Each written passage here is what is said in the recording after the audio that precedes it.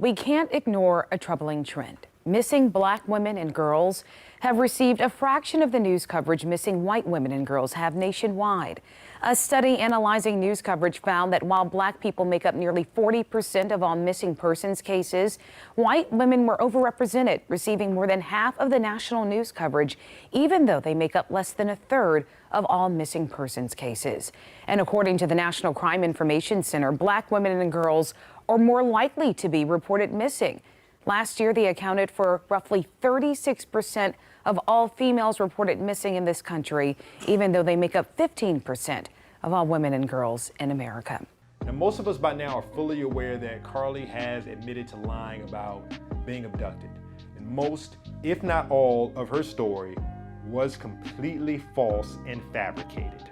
We have to be real about this. In about 1 week, this story is going to become just a memory. The news cycle is going to move on, and we probably won't hear anything about Carlee until some other new salacious information comes out, some vicious rumor comes out, or she's about to go to jail. I'm not so invested in the details of the Carlee Russell situation. What I want to talk about is that I actually found something positive out of this situation. And that's the public response to looking for this young lady.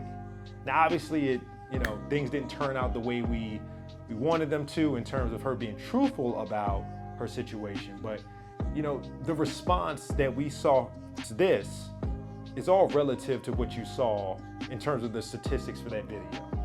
And I think the stats speak for themselves. Former Virginia police officer Derica Wilson co-founded the Black and Missing Foundation to help bridge the gap. Not one person can name a missing Black or brown, male, female, or child that has garnered mainstream media. Not one. The documented disparity is what inspired the Columbia Journalism Review to launch RUPressworthy.com.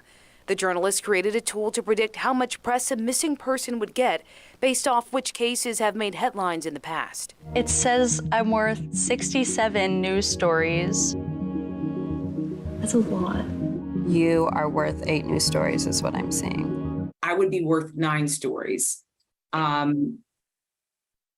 is really disheartening. Kyle Pope with the Columbia Journalism Review hopes their site serves as a wake-up call. If Black people go missing at double their occurrence in the actual population, which happens to be the case, there should be double the stories. But in fact, it's the opposite. Although I am greatly disappointed in her behavior, this does give me hope for the future. The fact that people were able and willing to mobilize for this young lady was encouraging for me. Unfortunately, people will probably use this as a reason to not care the next time a Black woman goes missing, which I honestly, there's gonna be some people who do that, but I think it's gonna be a small percentage of folks. Most won't. Most people I actually think will care possibly to a higher degree than they normally would. But assuredly, this kind of event is a bad look for other people that are victims of violent crimes or of abductions. An outcome of this situation that I hope comes from this is an opportunity to bring light to an issue regarding abductions and lackluster responses in the media when it comes to Black faces. And also encouraging people to keep in mind that Carlee is by no means the norm when it comes to these situations. We all have to continue to take it seriously. I just think this situation, even though it turned out to be fabricated, can still be an opportunity to highlight some of the very serious things that are going on that don't get a lot of publication, that don't get a lot of news stories. And the next thing that I'm thinking about that I think has larger implications is this lady is 25 years old, and this was the behavior of a 9-year-old. I am confident that if you were to get the parents and talk to them about Carlee, I would bet that she has a history of lying and manipulating to get what she wants. Now, I know most people just see her as a liar. I know most people just see her as a manipulator, but I see someone who absolutely has no accountability, no idea how to handle conflict, and poor problem-solving skills. And because she lacks those characteristics, she uses deception to solve, in place of those three things that I mentioned. Now, I say that because part of problem solving is learning that sometimes there is no solution. Like, you can't always get what you want when you want it. The way that we handle conflict, and I'm not talking about just the generation below mine, I'm talking about the one we're in now also, the one I'm in now also. It just seems very regressive and childlike. I mean, how many of you are tired of people talking to each other over social media instead of talking to that person directly? And couples having fights online or on podcasts. I mean, it's very entertaining. Watching people be petty and over the top.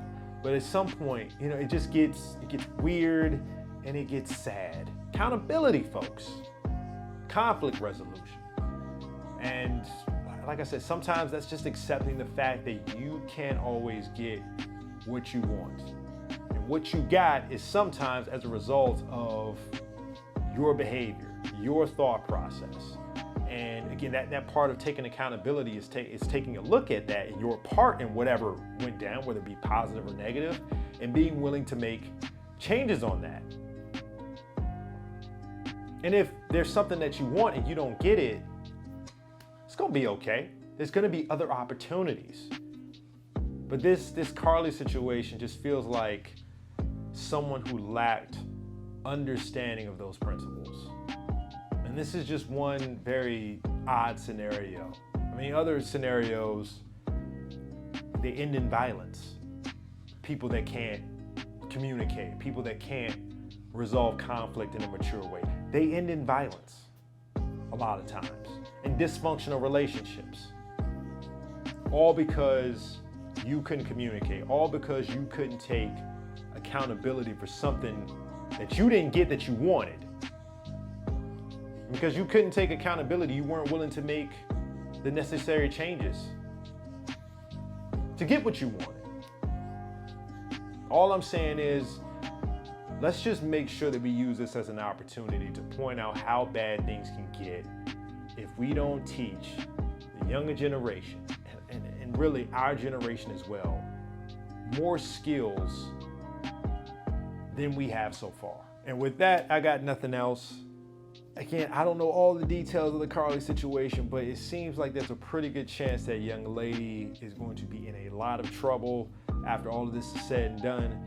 I don't really know what to say. I hate to see somebody get in as much trouble as she is likely to get in, but damn, there's not a whole lot you can say to excuse this kind of behavior. This was not a good look at all. So best of luck to her, best of luck to her family. Glad no one was hurt. I got nothing else. Y'all take care.